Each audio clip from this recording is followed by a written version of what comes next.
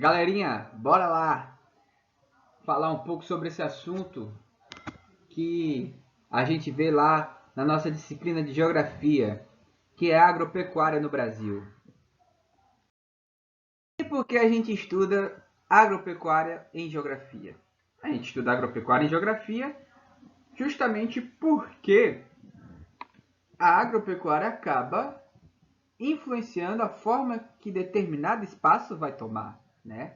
Então você vai criar um boi, aquela paisagem vai ficar da forma como a criação de boi pede. Se você vai plantar milho, arroz, feijão, logo aquela paisagem vai ficar de acordo com essa plantação.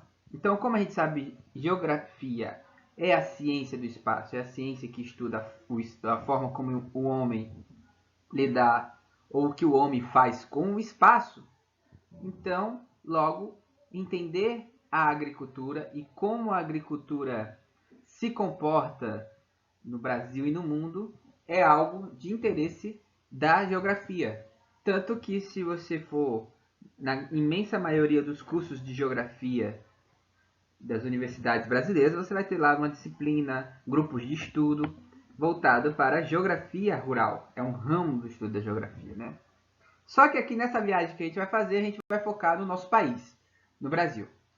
No Brasil, a gente consegue observar dois tipos de propriedade rural. A pequena propriedade familiar, que se configura em pequenas extensões de terra cultivadas apenas pela família que é dona dessa terra. Então, é a configuração de propriedade que a gente conhece, provavelmente alguns de vocês ou fazem parte de uma pequena propriedade familiar, ou tem um avô que é dono de uma pequena propriedade, ou um conhecido, ou um vizinho, não é isso? Eu mesmo, a minha família é do interior do Ceará, e lá meu avô tinha uma pequena propriedade de terra, onde eles cultivavam coisas para subsistência e também para fazer pequenas trocas comerciais, né? E quem trabalhava nas terras era meu avô e os filhos dele, no caso, meu pai e meus tios, né? Então, essa é a pequena propriedade familiar. Mas também tem a grande propriedade rural com grandes extensões de terra. Essas extensões de terras ela pode ser feita para especulação, ou seja, o cara que tem um bocado de terra, proprietário dessas terras, e deixa para vender elas apenas quando no momento propício, quando as terras estão mais valorizadas, para ganhar mais dinheiro e investir em outra coisa. Mas também, muitos desses grandes proprietários de grandes extensões de terra, eles montam nelas complexos agroindustriais moderníssimos, com vários empregados, né? E que eles aplicam o que há de mais moderno na agropecuária, né? Para ganhar muita grana, né?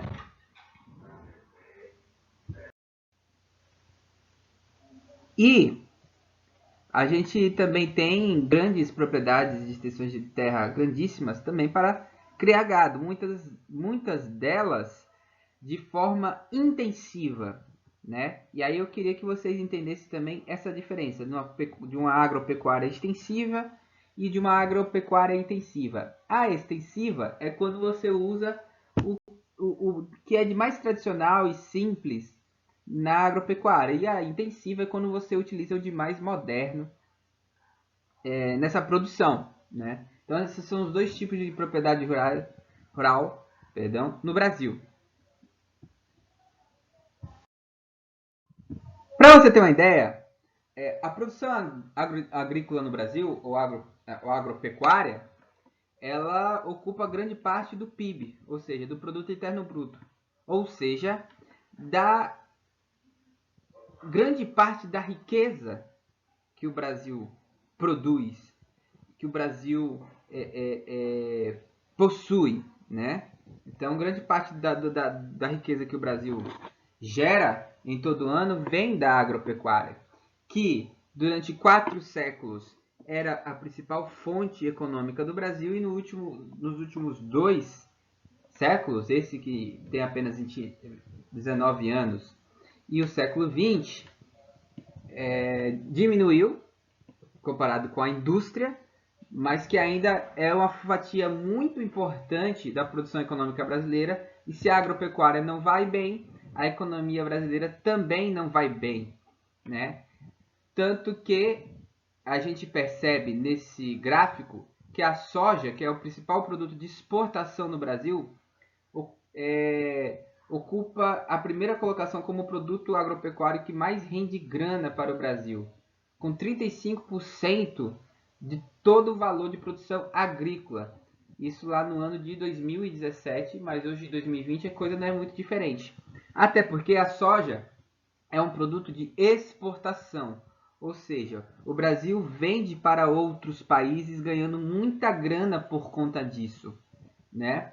Em seguida vem a cana-de-açúcar com 17%, que também é outro produto de exportação brasileiro.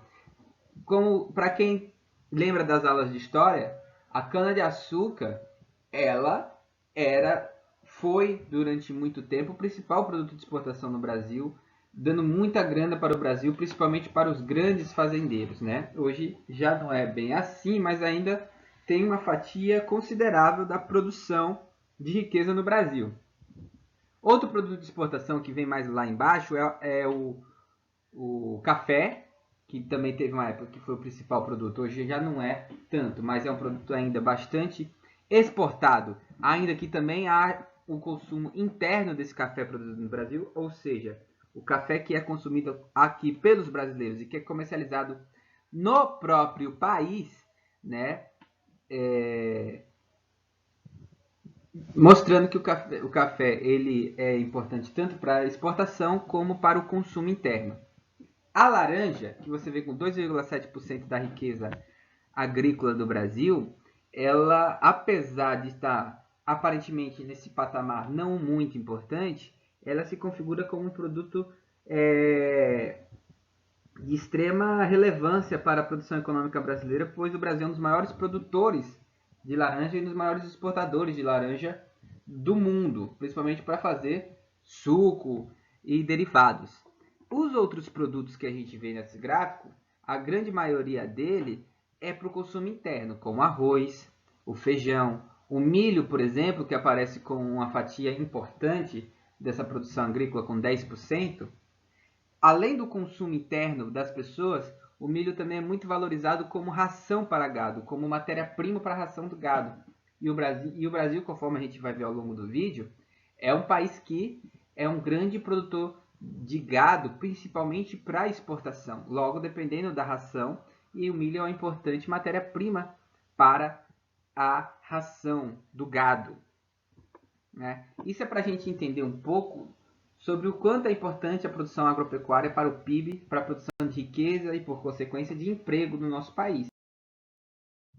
Nesse mapa, você consegue observar a evolução de pessoal ocupado em atividades agrícolas no decênio 96-2006. Vocês observam que nas partes em vermelho, 100% do pessoal que mora nesses locais pertence a famílias que estão envolvidas em atividades agrícolas. 100% você vê que é bem raro, mas você consegue observar alguns pontos lá em São Paulo e um ponto lá no Amazonas. Laranja, 75%, você observa lá no Mato Grosso, no Amazonas, né? Provavelmente esses pontos vermelhos e pontos laranja no norte e no centro-oeste e também no nordeste é de produção de soja, que é o principal produto de exportação brasileiro. Exemplo, oeste da Bahia, principalmente as cidades de Barreiras e Luiz Eduardo Magalhães são grandes produtores de soja. Logo, vocês observam que lá no oeste da Bahia está lá um ponto em laranja, que indica que 75% da população está envolvida com a produção da soja. Sul do Piauí, a mesma coisa, né? E você vê outros pontos de laranja que têm produções importantes. São Paulo, que é diversificado, com vários produtos agrícolas, né?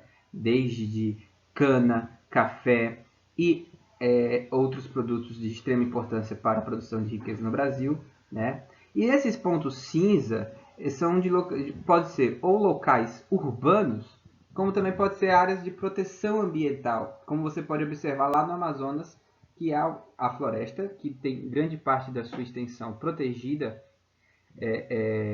por conta da importância que esse local tem para o meio ambiente, e protegida também pelos indígenas que têm suas terras garantidas por meio da Constituição nesse local, né? Mas a gente pode observar que muito da população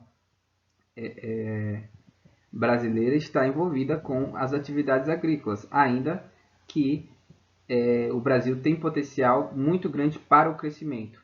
As áreas em verde também, e verde claro e verde escuro, também são de locais em que não há nenhum tipo de envolvimento com a agricultura. Também são esses locais em que há proteção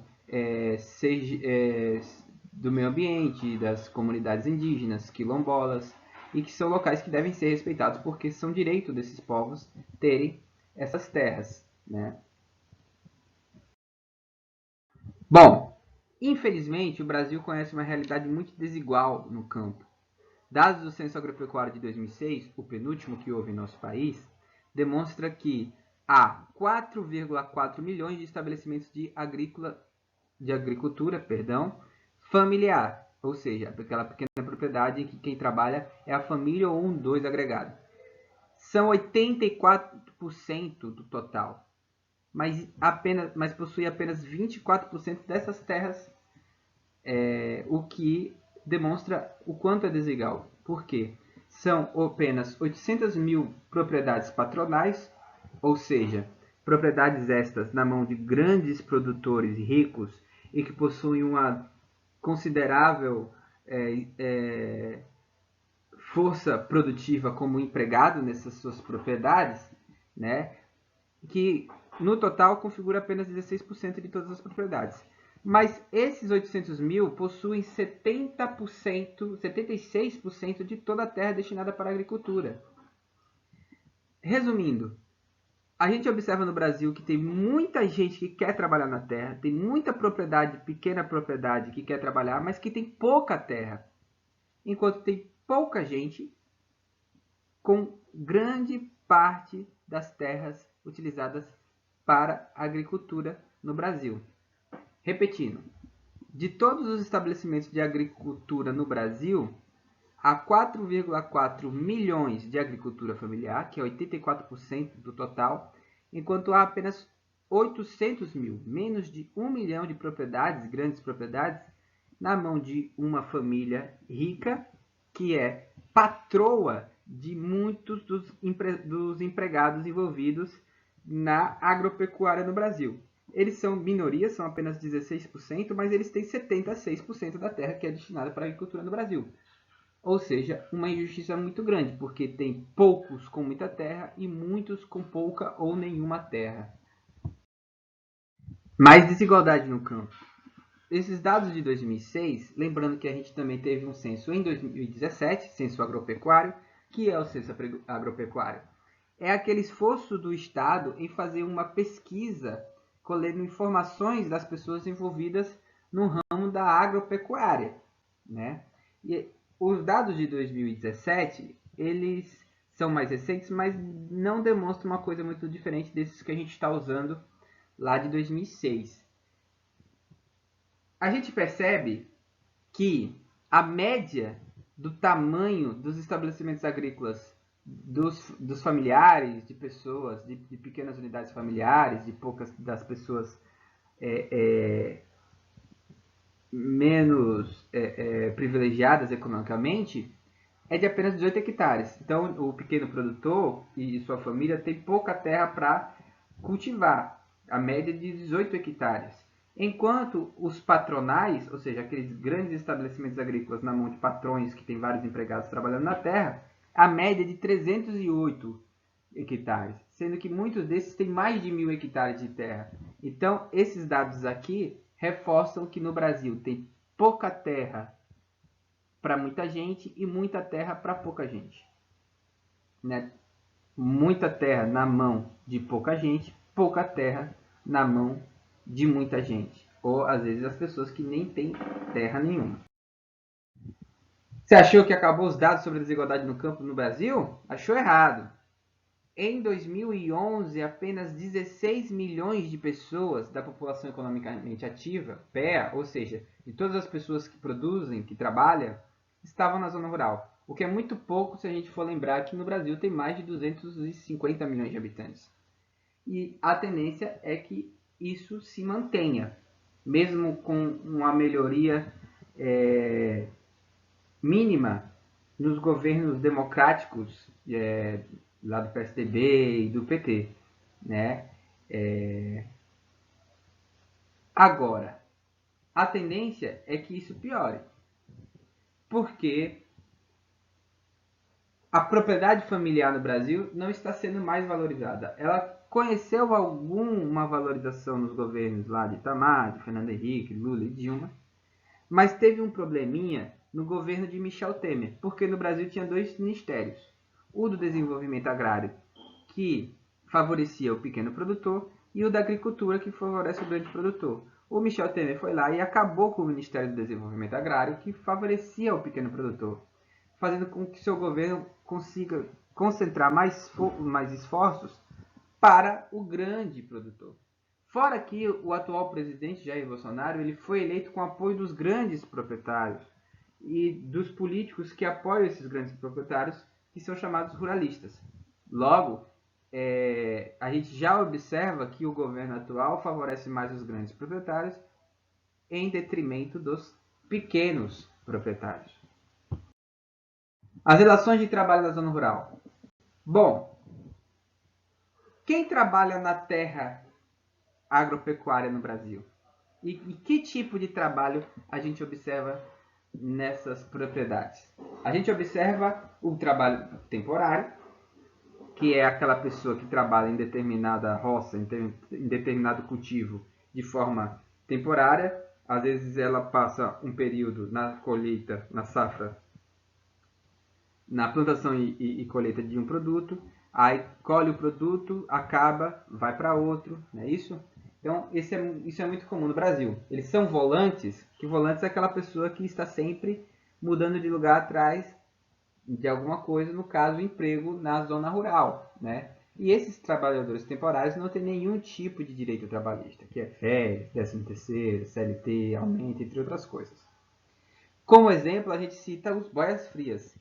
Aqui em Pirá, em Pitadas, na região, por exemplo, há muitas pessoas que no período de plantação e colheita de produtos como a cana-de-açúcar vão para esses locais, geralmente Mato Grosso do Sul, São Paulo, né, atrás desses empregos temporários, que a gente chama de boias-frias, não é isso? Bom, o segundo tipo de trabalho que eu quero falar é o familiar. Este representa 80% dos trabalhadores agrícolas, ou seja, a grande maioria, né? Se essas pequenas propriedades de família são localizadas em locais que há um tipo de agropecuária que é valorizado, que tem um preço alto, que é de exportação, eles podem viver confortavelmente, né? Mas se eles não tiverem, geralmente o que acontece? Eles podem plantar para subsistência ou para o comércio na pequena feira, mas às vezes eles não acabam tendo o suficiente para sustentar e acabam tendo que procurar outro tipo de emprego para conseguir a sua subsistência. O trabalhador assalariado, por incrível que pareça, representa apenas 10% da força de trabalho no campo no Brasil, né? Agora, são salários aceitáveis e eles também possuem direito trabalhista. Numa sociedade ideal, eles deveriam ser a maioria, mas infelizmente no campo do Brasil eles são a minoria, apenas 10%. Bom, há também a parceria e arrendamento, tipo de emprego que vem lá desde o medievo, desde do período do Brasil colônia, que se diferencia da seguinte forma. A parceria é quando você vai trabalhar na terra de outro proprietário em troca da parte da produção, seja a minoria, seja meio a meio, ou seja a maioria, né? Isso vai depender do acordo que você faz com o proprietário da terra. Enquanto o arrendamento é aquele tipo de acerto em que o trabalhador cultiva a terra de um proprietário, pagando parte, pagando um aluguel, né, para fazer isso, né? E aí ele vai torcer para que essa produção seja lucrativa ao ponto de ser o dobro, o triplo do que ele investiu.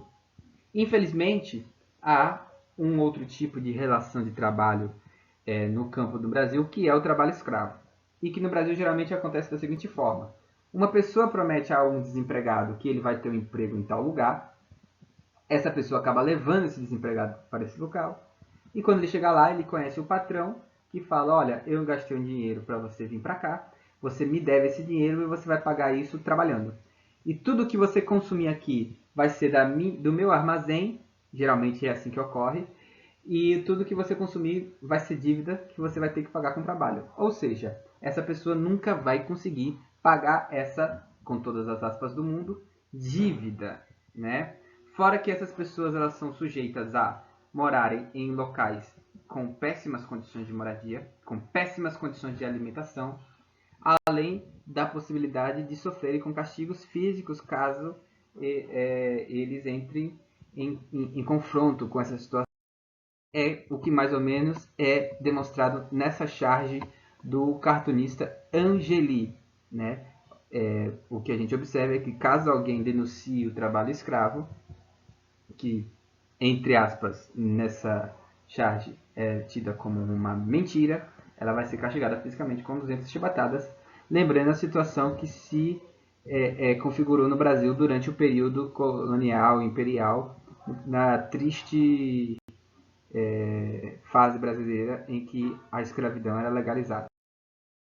Hoje ela é ilegal, mas mesmo sendo ilegal, há pessoas que a praticam e, mais uma vez, o governo Michel Temer, em sua época, dificultou mais ainda a vida desses pequenos produtores, trabalhadores, dos trabalhadores do campo, afrouxando regras de fiscalização do trabalho escravo e dificultando a vida dos fiscais, né? A gente conseguiu observar que é muito injusto a divisão de terra no Brasil. Isso é histórico, vem desde o período colonial. No século XX, houve algum esforço do Estado no sentido de melhorar um pouco essa situação. Esse esforço que foi pedido pela sociedade brasileira em geral. Lá na década de 60, havia essa discussão muito forte, mas que meio que ela acabou sendo tolhida, paralisada, quando a ditadura militar assumiu. Só que, para evitar conturbações por conta dessa injustiça, os ditadores, ou seja, a ditadura que se instaurou no Brasil por meio dos militares, eles fundaram o INCRA, que é o Instituto de Colonização e Reforma Agrária, que supostamente iria fazer essa reforma agrária com a distribuição de terra, adaptando ela ao capitalismo industrial. No entanto, essa reforma foi muito tímida, porque os grandes proprietários eles não tinham vontade de contribuir para a distribuição mais equitativa de terra, mesmo se muitas dessas terras desses grandes proprietários viessem de forma ilegal, fosse improdutiva, né, isso?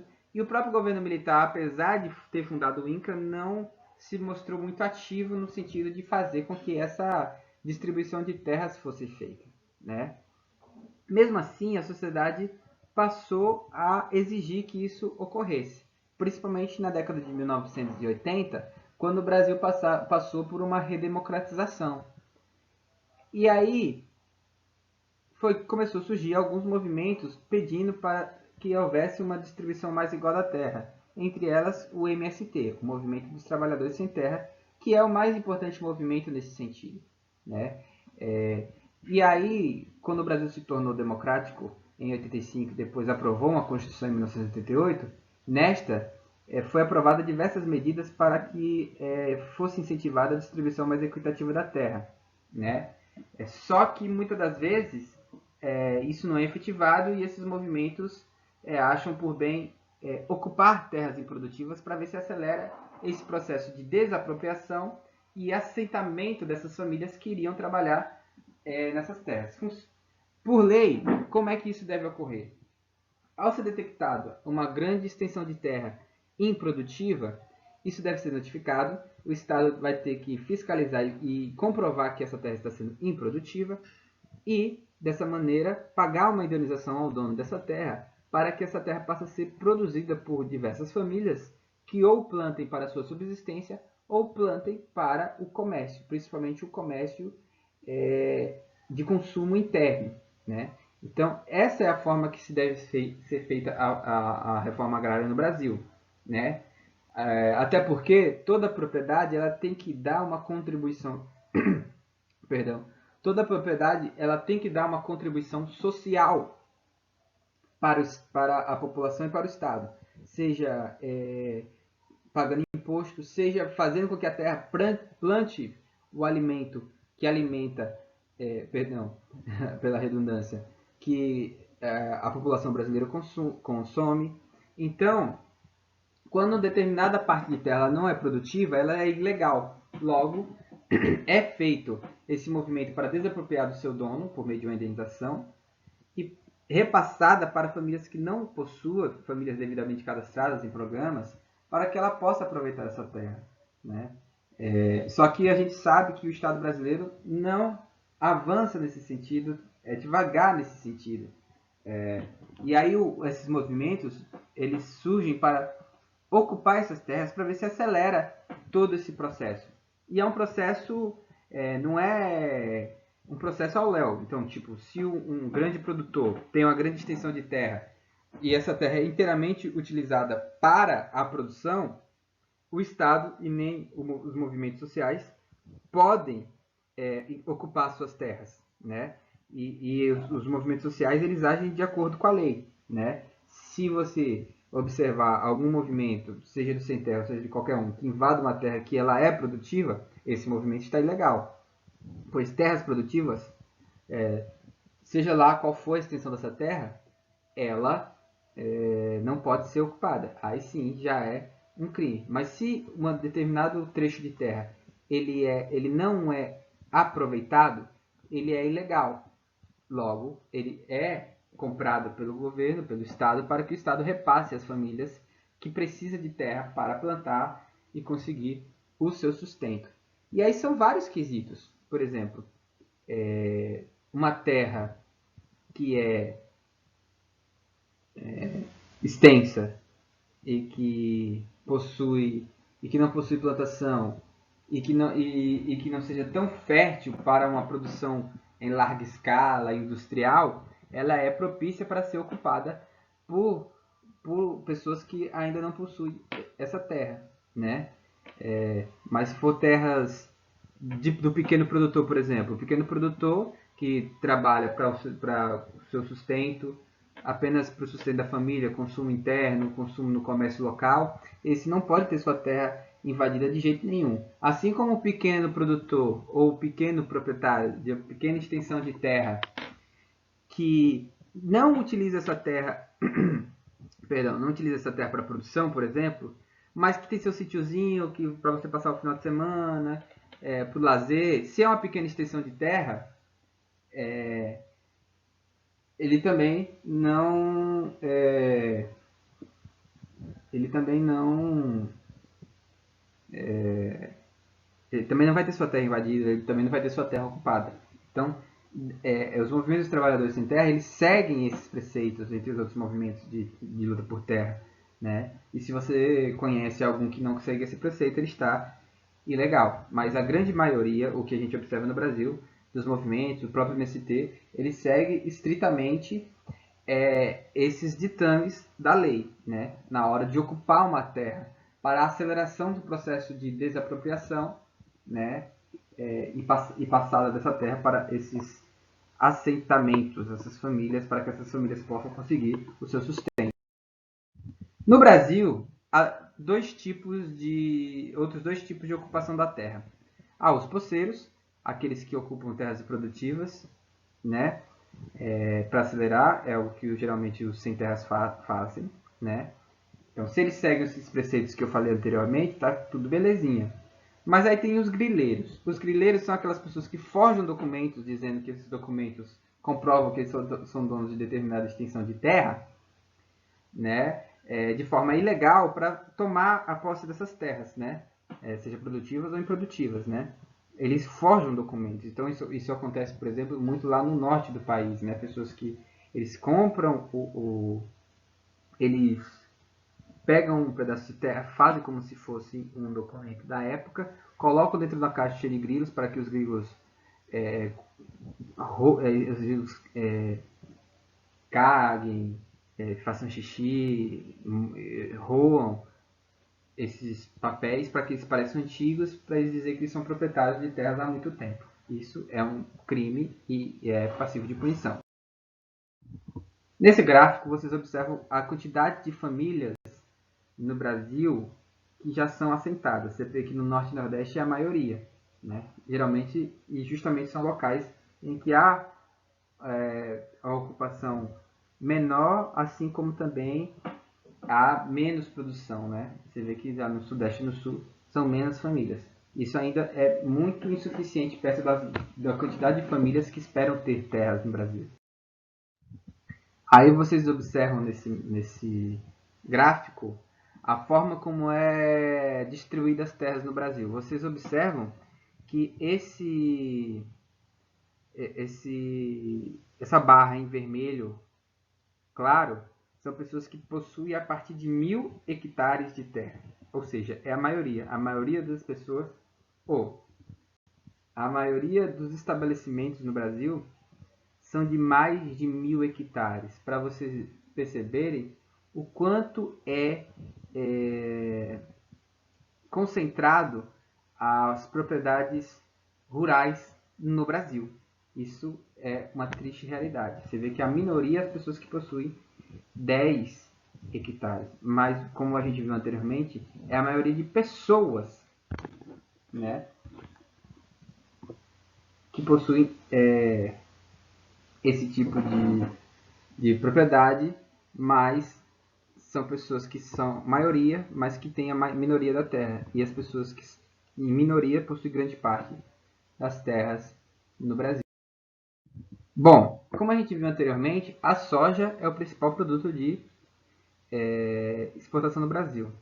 Tanto que, como a gente observa nesse gráfico,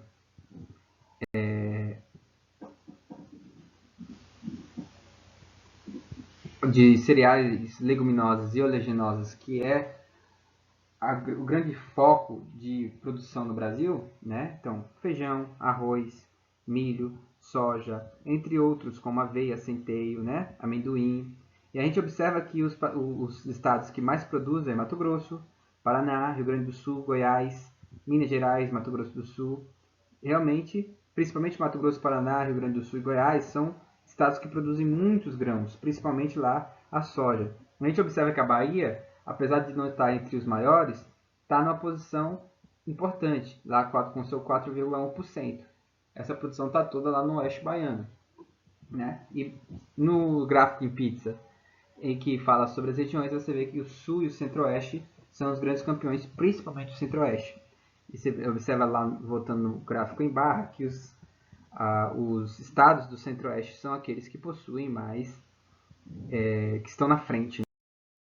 E aí esse é o espaço geográfico brasileiro, a gente consegue observar, e nesse gráfico a gente observa como ele é ocupado. As setas em vermelho é aonde a agricultura está se expandindo. Então, você observa que há muitos locais no Brasil em que há uma expansão da produção agrícola, né? E que a produção industrial ela está muito concentrada no sul e sudeste e um pouquinho ali no nordeste, mais precisamente em Recife, Fortaleza e Salvador, que são as maiores cidades do nordeste, né? A expansão agropecuária que está na seta em vermelho são aquelas da grande produção, né, dos grandes produtores. Mas você observa que grande parte do Brasil é ocupada por aqueles pequenos produtores. Né? Esse mapa demonstra de forma bem clara o quanto é importante a produção agrícola no Brasil. Né? Enfim, eu queria falar um pouco sobre o quanto o Brasil é muito forte no que toca à pecuária. O Brasil é um grande produtor de aves, né, para o consumo, para a exportação, né, galinha, entre outros, né,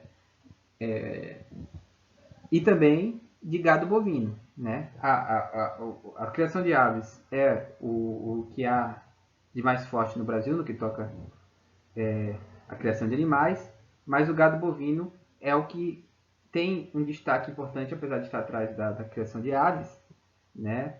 O Brasil, como a gente sabe, é um grande exportador de carnes para o mundo. E nesse quesito, o Centro-Oeste novamente está na frente com 34,1%, seguido da região Norte, que tem 20,3%. A região Norte, nesse sentido, a gente tem que fazer um destaque negativo, porque é a produção pecuária do gado bovino no Brasil que está provocando grande parte do desmatamento lá da região amazônica, né? Mas é sempre importante ressaltar que a produção brasileira ela é uma das mais fortes e é a que promove grande parte das riquezas vindas do mundo agropecuário no Brasil. Então é isso, gente. Obrigado pela atenção de vocês, né? Espero que vocês tenham conseguido acompanhar a nossa explicação. E é isso, galerinha. Até breve. Valeu!